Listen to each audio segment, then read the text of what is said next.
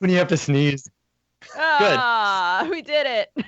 I'm just saying, I got all hype about the intro. I was like, hello, everybody. And then, nope, hold it. Gotta sneeze. All right. Hello. Welcome. It's Nebula Jazz.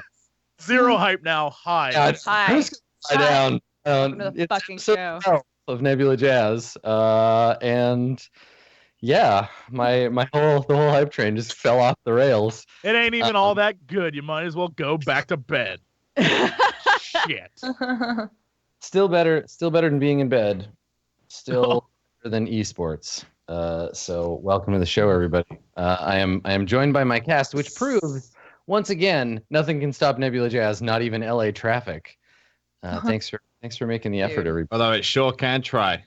Yes. Yeah, I think there's like some kind of a parade happening. Yeah, there are lots of roads blocked off right now. My apologies. Our lateness is 100% my fault. I left early. I did everything I was supposed to do as a human being. Got within a block of our office, and I just couldn't get to it. So I went around and I couldn't get to it. And I went around and I couldn't get to it. I was like losing my shit. The saltiest man who ever lived. When I finally found a path to like weasel my way back to the office, I noticed that the reason why it was open is because that's where a parade route, like all the floats or whatever, was meeting back up.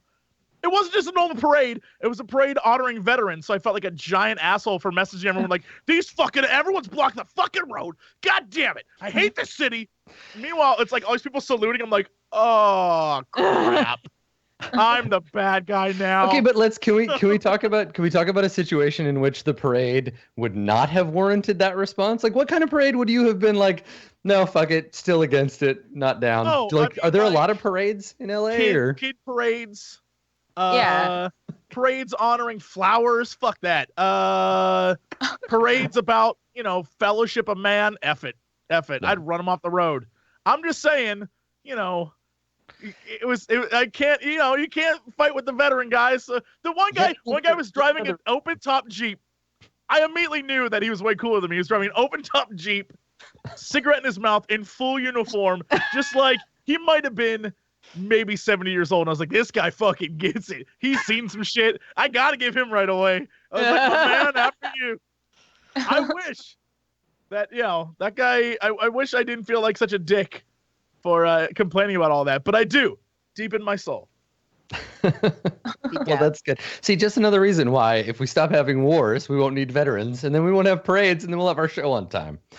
It's like we did an episode. It's important logic. And that's called a slippery slope argument. Right. It's War's fault. This is War's fault. Well, one time we were doing an episode of either Swan Song or Mirror Shades. I can't remember. And Wheat was monstrously late, just hella late. We ended up starting like half an hour late. And it was because Obama was in town and they had some kind of Obama parade. I'm pretty sure. Yeah. Right? And it was literally the only time I've ever heard "Thanks Obama" used appropriately. It was actually his fault. I used to live very close to the airport, and my window overlooked this flight path, a clear flight path that Air Force, no, it'd be Marine One, whatever the helicopter is, would take. And every time the president was in town, he'd fly right by my window. And I got to thinking, this can't be safe, right? If he takes the same path every time, how do they know I'm not a bad guy? In which case I was like, oh shit, they probably know I'm not a bad guy. That I guarantee I've already been vetted by the government. So I feel good. Who has sights? Who has sights on the president? Right. I mean, I could reach out and grab the helicopter if I want to. That's how close. It shook the windows. I'm just saying, it's, take a different flight path next time. As a non-American, please help me understand this. How many ones does the president have? There's Air Force One. Today is the first time learning of Marine One. Does he have a moving van one?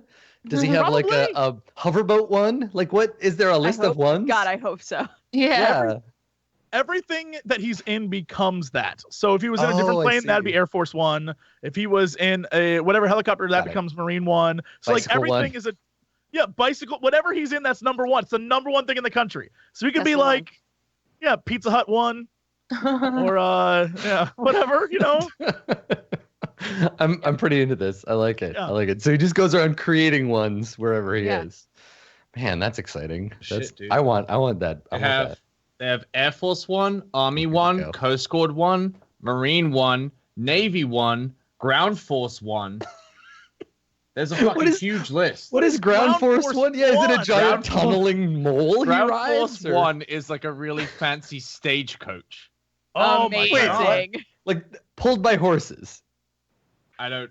Yeah. It like a is my like a dream. literal stagecoach. To ride Ground Force One. Oh, it's the president's like awesome mega super tinted also armored bus. Holy shit! I would. Its love to nickname tour the is the country. Beast, but when the president's on board, it's called the Ground Force One. I would tour the Amazing. country in Ground Force One. Oh Yeah. my god, that'd be amazing. Force One. Wow, I'm learning They've so got much about Air Force One, Army One, Coast Guard One, So am Marine I, One, oddly Navy enough. One, and Executive One. Oh my, what is executive one? Is probably just like Executive One Its is a chair. super fancy civilian plane. Ah. executive one. president, man. I want to be president. No, I don't. No, Shit, you don't. I'd be destroyed every day. I could be like, everyone hates me. Fucking just press the button. Just press the button. Well, you know what? I believe in President Cox. I'd vote for you, Jesse. I vote for him. You. Wow. You guys are Wow. fucking insane. I would You're not vote for him. You guys are fucking I'd do it. insane. I'd do it. Fake news, Sam. Fake news. I would make sure you were in jail. I'd be like, get them out. Get the Brits out of this country. They've been here far too long. We ended that in 1776. I'm tired of it. Get them out. I really respect President Cox's firm stance on no strippins in the country. I feel like it's taking a step to protect America from the threat of Sam, just particularly. Yeah. I want news stories about that. Like, well, he makes valid points. And this Strippin does seem kind of like he should be out of the country. Sorry, Coxcom wouldn't happen. If you wrong a Brit, you wrong us all. You fucking land your Uncle Sam fucking Vincent. civilian one in fucking Heathrow. You're donezo, mate. I feel like there's a sci-fi novella in the waiting here, Jesse. I feel like you could do it. There's President Cox. You could sell it on Amazon. I The feel like sci-fi- there's like a mod of Made RPG where instead of the DM playing the master, they just play the president. President Cox. And like, yeah, and then Jesse could be President Cox, and then everybody else is like a bodyguard who's desperately trying to get President Cox to like them. His cabinet, the cabinet of President Cox. It's also such a horrible horror movie. Actually, that's not a bad idea for an RPG where you have the DM's the president and everyone else is the cabinet members, and you have to get the president to do the things you want to do. Right. Like that's not bad. That's not, but you do it Animu style. So it's like, Mr. President, what if we spent more money on education? I mean that's definitely an angle you could take. Sure. That's an angle I'd take. Let's be real. Jesse just wants us Spending. to do a show where we're all kowtowing to him and touching our nipples. So, That's keep your- literally what Made RPG is. So I mean, It doesn't even really need to be a show. I'm just saying, in general, it'd be nice. you guys could just come to my house and we could just Yeah, I mean, hang out. we don't even need to film it. I just feel like that'd be fun. Yeah, I'm down. We'll start designing it. Maybe next year. Thanks. President Cox. Thanks, bud. No Thanks. problem. dude, Kickstarter side 20. note. I for the first time ever started watching Twin Peaks last night. Did That's- you? A lot Yeah. of people are doing that. You Like, should just come start- over and we should watch it together.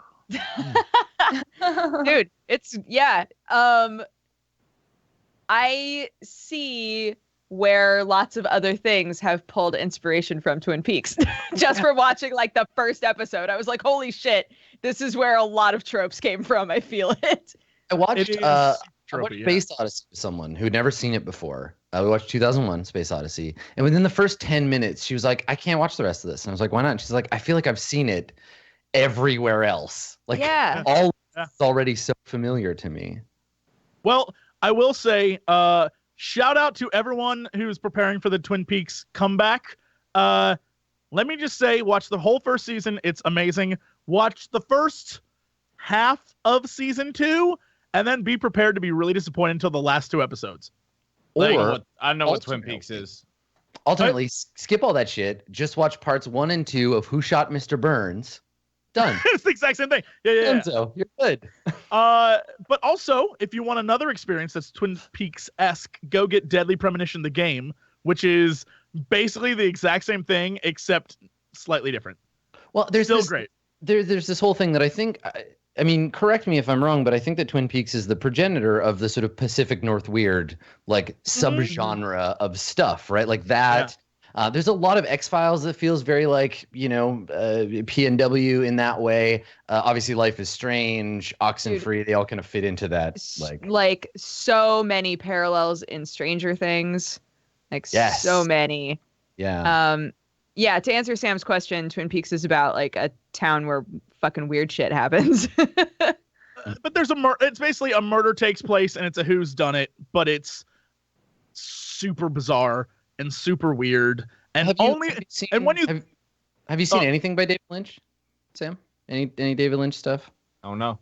How? Hey, You're friends with Krendor. Yeah, How on Sam, earth? Sam, have you hung out with Krendor not Krendor made ever? you watch every David Lynch thing ever. Yeah. Have you ever talked to Krendor? Whatever comes out of his mouth is about as David Lynch as possible. So just imagine that, but in a TV show. That's Krendor. Like I would say Twin Peaks is his most famous thing, but like Eraserhead or Blue Velvet or like Mulholland Drive or Lost Highway or God forbid Dune. None of these. No, none of that stuff. I really like Mulholland Drive. I think Mulholland Drive is awesome. Lost Highway is also super messed up, but like such a good movie. Yeah. Yeah. Yeah. David Lynch. He's a fantastic director. But yeah, Twin Peaks is like his thing. If you ever want to really truly enjoy a few hours, just go look up David Lynch interviews and get ready to be like, what the fuck? They're so funny. Like he just is a different human being. Like not even he is truly an alien on this planet. He's just like, I don't get you people. It's like, what? Who are you? Yeah, he's a fantastic individual. It's like he reminds me, and I love watching these kind of like auteurs like talk about the things that they've made or that they love. Like if you watched Jodorowsky's Dune, like Jodorowsky is kind of that same way. Like he's just so out there and weird. And David Lynch is the same way where you're like, no one can have a conversation with you. This is why you make films, because you have all of these things that you need to express, and language is not doing it for you. So we can watch these movies you make and maybe get an understanding of like who you are as a person. I feel like the alien dude, that's H.R. Giger is like that too, where you're like, yeah, you are a maladjusted individual, but your art helps express your maladjustment in a way that's better than just you talking. Go ahead, Jesse. No, you're absolutely right. Yeah, I was gonna say David Lynch is a less like creepy Roman Polanski, I think. Like he's weird in the same way, but he's less of a total creep, and his movies are equally good. So go watch some of that shit, Sam. If you want to see an amazing example, I'm gonna stick it in chat right now for everyone. This GIF explains everything there is to know about David Lynch. It's my favorite GIF ever. He's like, believe it or not, Eraserhead is my most spiritual film, and the guy's like, elaborate on that. And he just goes, no. That's it.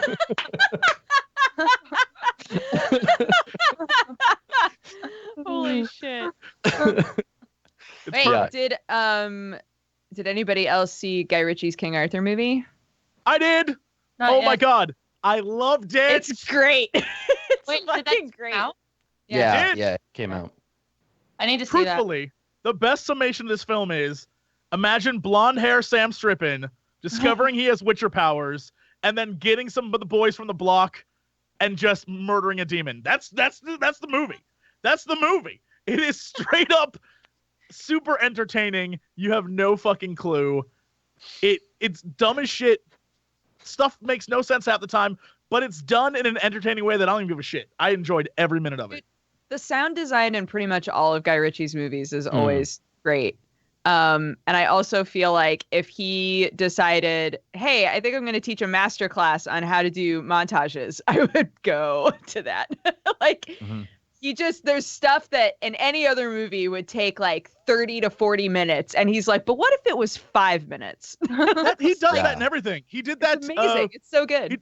Really well in the Sherlock movies he made. He does that thing where he like instead of Sherlock explaining something and then getting flashes of it, this time it's like Arthur tells a story, or they explain something like, well, what if we did it this way? And then you get the scene anyway, and it's like 5 minutes have passed instead of 40. Dodge is absolutely right. Well, that's very much a trope of heist movies, right? Which Guy Ritchie is like, he's very embedded in that genre. Yeah. Heist movies have to do that because otherwise they become like watching people play Shadowrun, and it's like, all right, here's 2.5 hours of people planning the heist. Instead, it's like, it's happening, but here's like some little bits and pieces.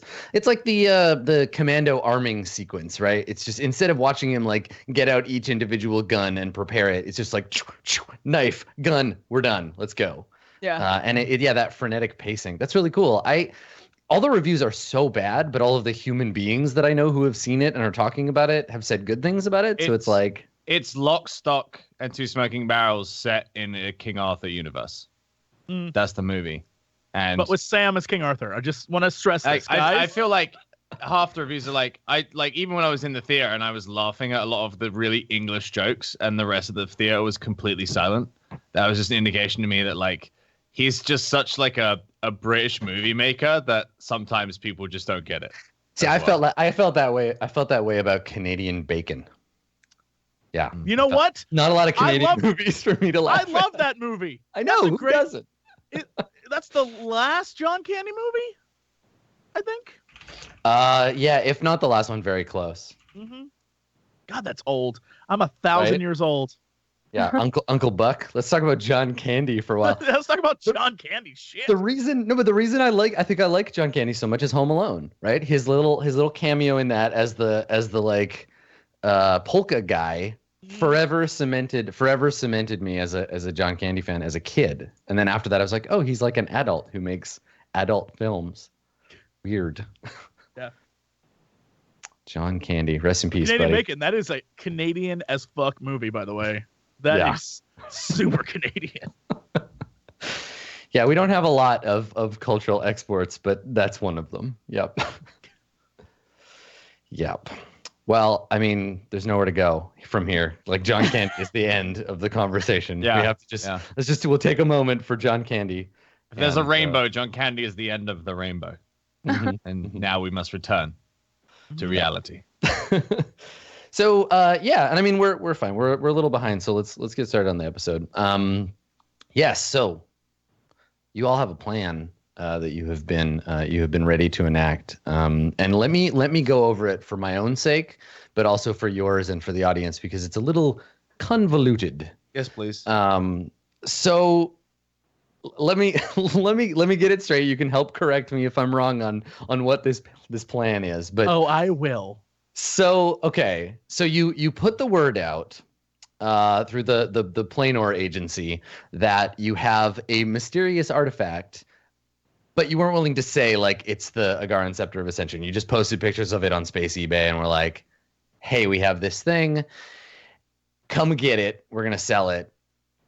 And you're holding an auction, or I think that was the plan. Help me understand that. Yes. We're not doing anything. None of that's actually happening. What's really no, happening? I know, but this is the ad, right? It was like, this is happening. We're gonna like, you want to draw out your enemies by saying you have it, and that you're gonna sell it. You're gonna sell it at this location at a particular time. The real plan's very, very simple. It's just we're trying to gather everyone into one area, and see who shows up. Yeah. And not only see who shows up, but see how they all react to each other showing up without us even being there. And then I guess anyone who's with me at the time will try and pinpoint like, oh, that's an Agaran dude, or that's someone important, and let's follow them and see what happens. But in order to get everyone to leave, all the slimes are going to come out and like give them a little preaching about the power of melting Right, you're their holding bodies. Yeah, you're holding this like viewing or whatever in Slimetown, in the like ooze ghetto on Dead Man's Reef, where a colony of slime cultists are attempting to return the slime slum. Yes, the slime slums, exactly. They're attempting to return to the mother slime, and to bring her the genetic material of all of those who have been dissolved in the great acid bath of her glory, and they're building a rocket with which to do so. And and so you've convinced them to like hold this thing here. I don't think that they don't know anything that's going on except that a bunch of Rex's friends are going to show up and like they're going to try to convert them to the cause of the slimy people. Quinn is the only one they've met, right? Yes. Out Yeah, of they haven't us? met. Yeah, they haven't met the rest of you. Okay. Yeah. Okay. Meanwhile, we have Rex performing some labor for Tula the Forger, who is like a faker of goods, who has been working on making a false scepter of ascension for you. I'm not really sure how that fits into the plan, except that you have one. Rex also has some chafing issues after being put to work by his old friend Tula. Naturally. Yeah, She's exhausting. she is. Naturally. Yeah. But now you have this false scepter. So I don't know. I guess that's insurance or. Well, we want to have something that looks to. I assume that this is like a buying us time sort of thing. I mean, like if push comes to shove and we need to give them a scepter in order to get out of there, then at least we have a scepter that isn't the real one, but is as good of a fake as we can make, right? I mean, this was the staple plan. We were going to offer to sell something and create a fake version, and then Jesse befriended the slime psychos in the slums, and that was kind of like Jesse's side thing. So originally, I was just gonna here's a fake version of the scepter. If for whatever reason they managed to steal it from us, they didn't get the real one, kind of thing. Right. Okay. Cool. So you have the false scepter. Quinn has the real scepter still, right? You haven't like put it anywhere. That was the plan to return it to you. Okay. Because Tula had to examine it for a while and then make for you. Okay. All right. Cool. So in the meantime, there's some time you got to give people time to like get to the planet. What has everybody been doing? I know Aurora, you've discovered getting drunk with space prospectors as a thing you've enjoyed. Is that what you've been occupying your time with mostly, or? Well, I know Eugene and I think the last thing you saw of us is when we were leaving Rex to his thing. Right. Yeah, so that's what we did. So of course, naturally, I gotta convince Eugene to go back to the bar so we can meet these pirates again because they're really cool people. No thanks. No, I'm good. Nope, we're going back, man. Nope. No, come on, Eugene. It's fun. Let's just go. No, I'm good. Drink. So mostly just debating what to do with your leisure time. Grab Eugene's hand, whatever, and like drag him in that direction. And Sparky's on the other side trying to push him that way. Well, I'm running into all kinds of fucking trouble in this area because everybody thinks I'm part of the zealots, the like little slime zealots, and I'm not. But we all look alike to them, so nobody really wants to serve me. I've basically barred out of every place, so I don't really enjoy being in this town, to be real with y'all. And as I'm like pulling Eugene, that's when Jasper, the space pirate prospector, my bad, shows up. I think. Oh boy! Yeah, pretty much. I mean, he's on shore leave from prospecting because he hit a vein of expensium, on a nearby asteroid. But his expensium hoard will run out eventually and have to go back, and bid farewell. But for now, he's doing okay. Wasn't the last thing that happened with you that you ran into Dango? Yes, you were a part of Dango's stage show, and then slipped out in mid. Oh, yes, and then he thought that I was your new boyfriend, your new buff slime boyfriend. That's right. You're a hunk. So Dango's looking for revenge on Eugene. Yeah. So you've earned the ire of the amazing Dango Keel. So watch your shit. Space magician is on your ass. Oh, and we're gonna be doing stuff here. Oh, it's gonna be great.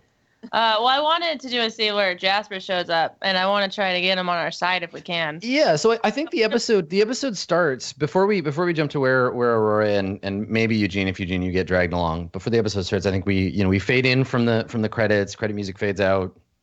Producer credit fades, and we see first the asteroid, right? This abandoned comet, Dead Man's Reef, floating in space. The chunks of ice that are kind of breaking off from it, hovering around it like tiny satellites. And we can see there is, as usual, lots of space traffic around it. And we follow one ship in particular, a kind of flashy looking like pirate vessel as it flies in to land on Dead Man's Reef. And as it lands and disgorges its pirate crew, right? We see the pilot through the cockpit flipping switches and turning off the engines. Outside, we see some robotic pit crew kind of coming up and attaching refueling equipment to it. And the pirates come out and they're all, laughing and carrying themselves on with their pirate bravado, slapping each other on the back and talking, and one of them is looking at a pad with your ad on it, to give the audience the impression that they're obviously here for the auction. And as they're laughing and talking in their alien language, they don't seem to notice this, but we see it really clearly. A strange kind of shadowy form slips out of their ship behind them.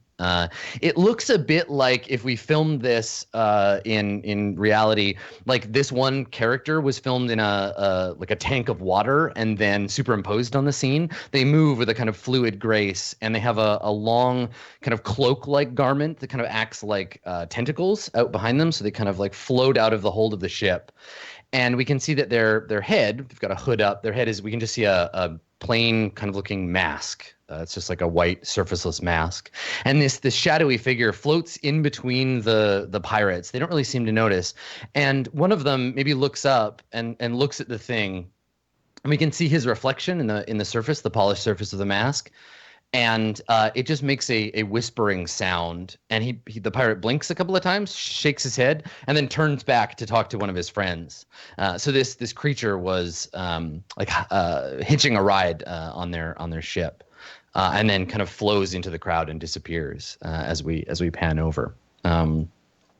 The scene fades, and we fade in on the bar. We see a peeling Amazing Dango poster. Someone has spray painted over it, "Dango sucks." Dango. Yeah, and in the bar is packed, right? We've seen Parlay kind of busy, but now there's all these pirates standing around. The tables are all crowded, and it's obvious that the ad has drawn all kinds of attention to Parlay and to the world in general. And we pan across this crowd of pirates and speculators, getting the full kind of cantina moment where everybody is a different species, until we land at a table where we hear rowdy space prospectors yelling, "Chug, chug, chug," and we pan over to Aurora, who's holding a stein of space ale and has just finished it. There's a waterfall of frothy blue ale kind of pouring down onto the table, and you slam the thing, which is as big as your head, right? The stein back on the table, and everyone cheers and gives you toothless grins through their space prospector beards. We can see Aurora among her new friends. I guess the question here is, Eugene, did you manage to get dragged along, or are you in absentia for this party moment? I was not going to go in there with her, no. Okay, all right. So Aurora, I guess you're on your own. You left Eugene behind. What do we see? We see you finish the beverage, slam the stein down on the table. Everybody cheers. Take it away, Aurora. And you see, Dango's not in there right now. I don't know where he's at, but he's not in there. And I'm glad. No. Dango has been avoiding this place, the site of his last embarrassment. Yeah, so he's not in there, but I'm sitting right across from Jasper, and then you got Mickey, his this best bud that helps him, and he's got all these other people that he gained friendships with or whatever while he's there. But then you got me, and I'm just like, you guys, despite what they say, you guys are pretty cool. This I've never had. What even is this? It's so good. So they bring you another drink, Aurora, and one of the prospectors, he says to you, he's like, "So you should come with us when we leave. There's expensium out in those asteroids, and we've been having a great time, and we could use another hand." And there's murmuring. They're like, "Yeah, that's a great idea. Yeah." Oh no, I just see. I'm here because we're working. See, my friends, they're shy. They're shy. It's okay. It's okay. They're nice, kind of. Maybe I don't know. But we're working. Did you hear about? Oh, did you hear? We're holding an auction. Did you hear about that?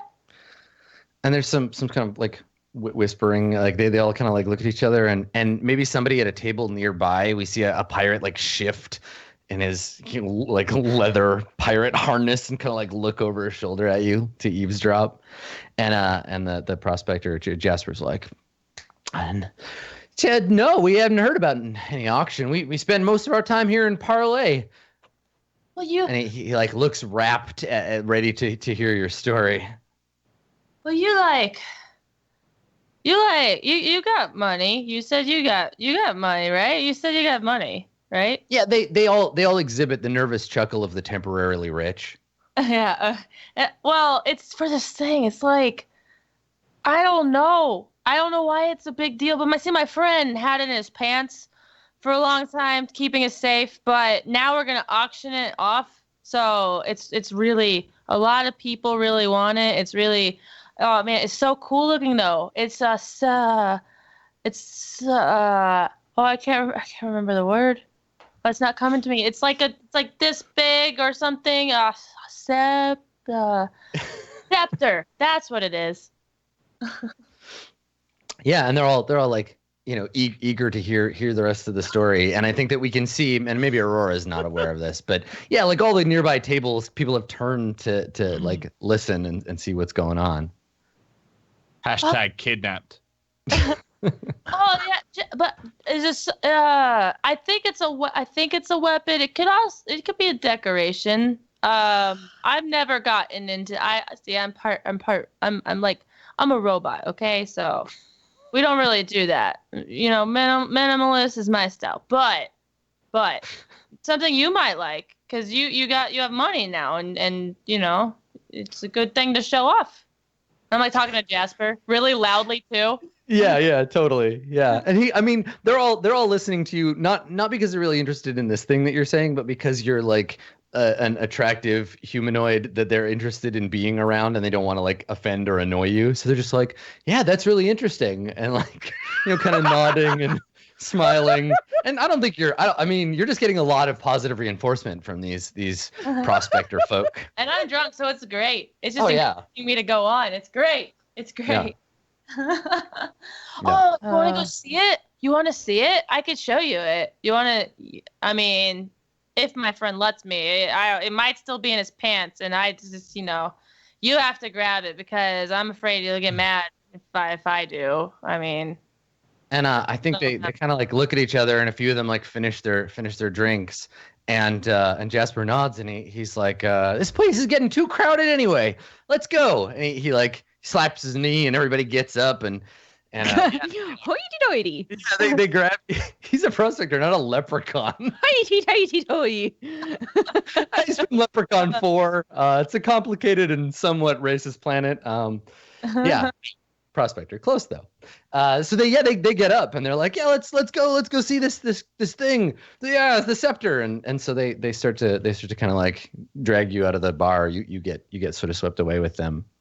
And after we're walking down the streets, like our arms all wrapped around each other's shoulders and stuff, and we're singing like tunes, and I'm just sort of like making up the words as I go and trying to keep the rhythm because I don't know any of the lyrics, but they're all like pirate jingles and all that.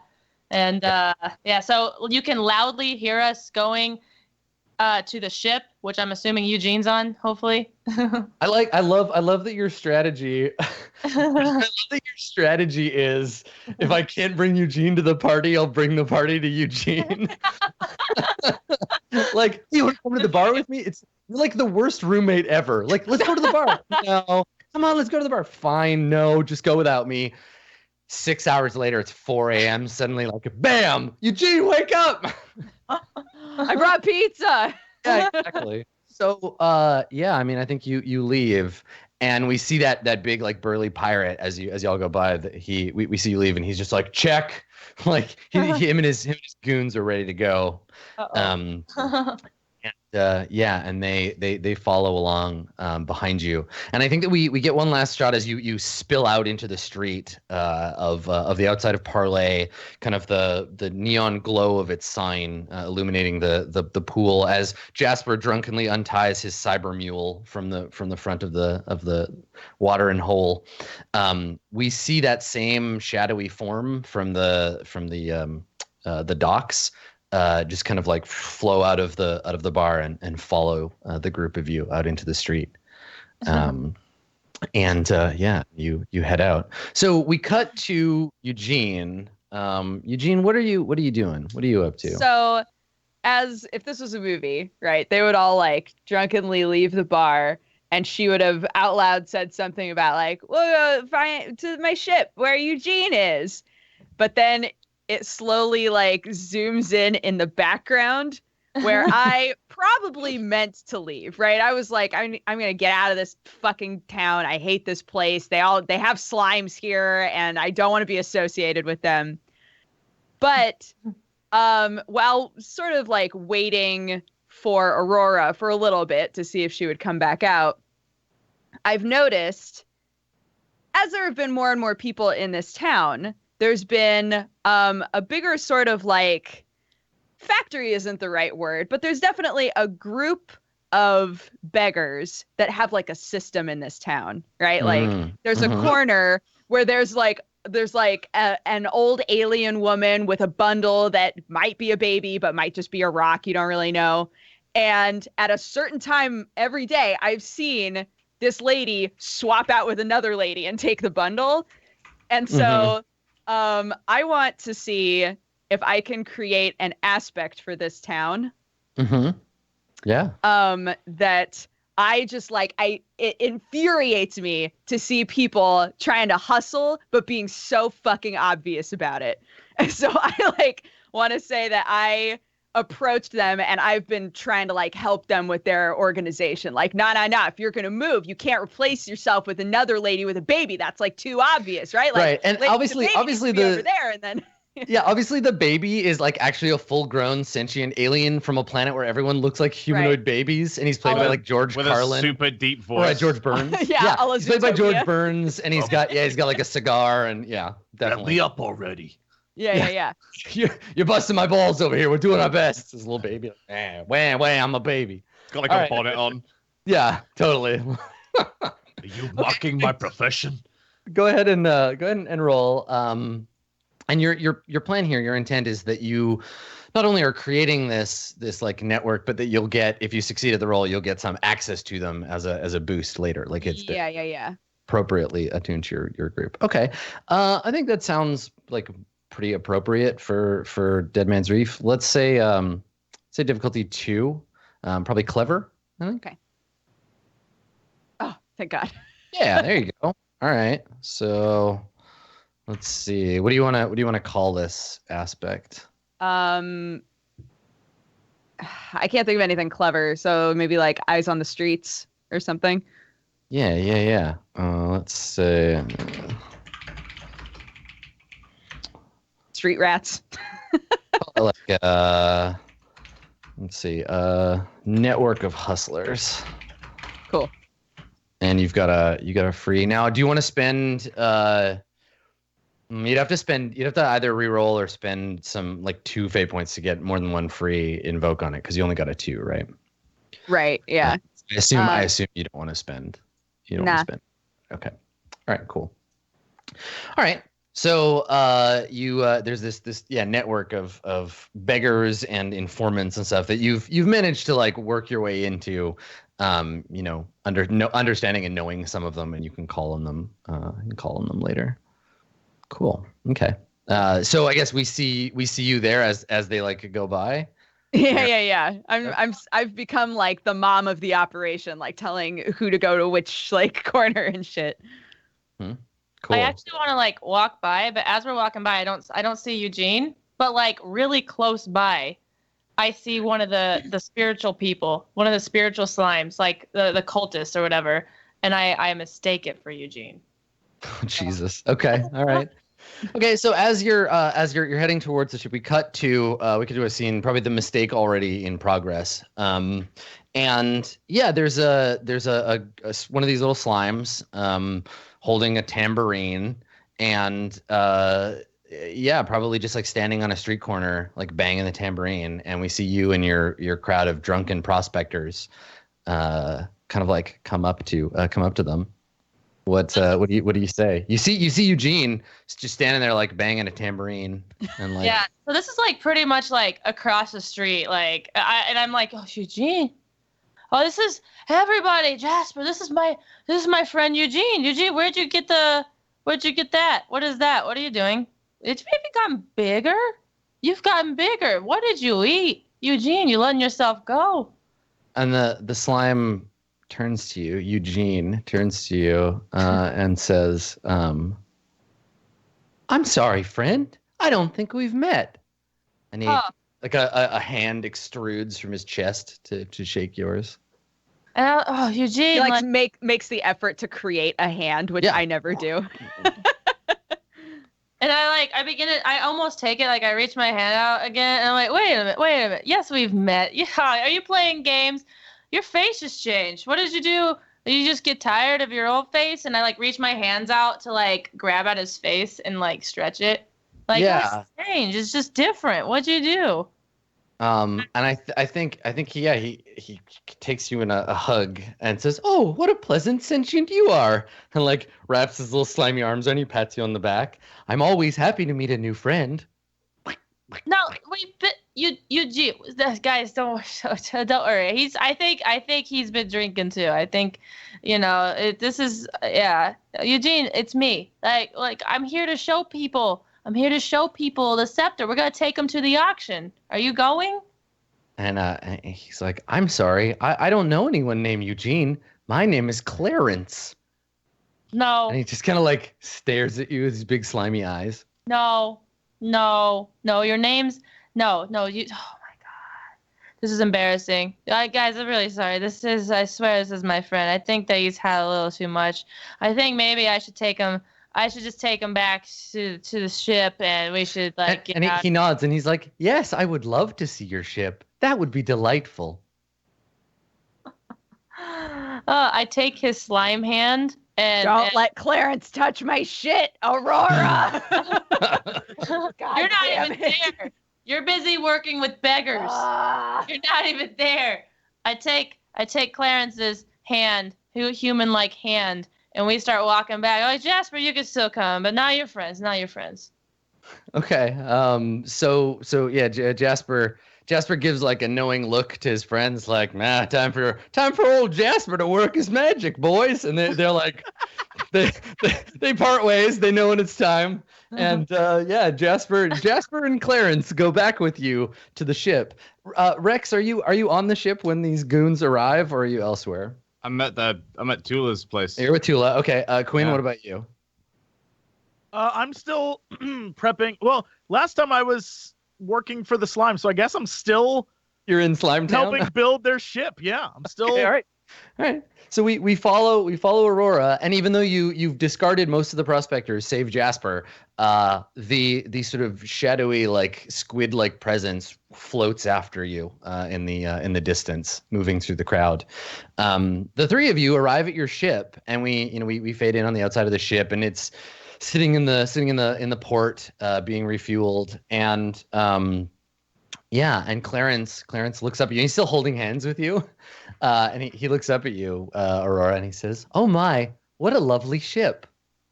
Oh, thank you. I didn't build it, but it's nice. It's nice. Yes, thank you. Right. Can I do a perception check? For what? For what precise? Squid-like creature. Oh no! You have no reason to believe that it even exists. It is floating around somewhere in the vicinity. God, we're and I mean, plus, hosed. We're so hosed.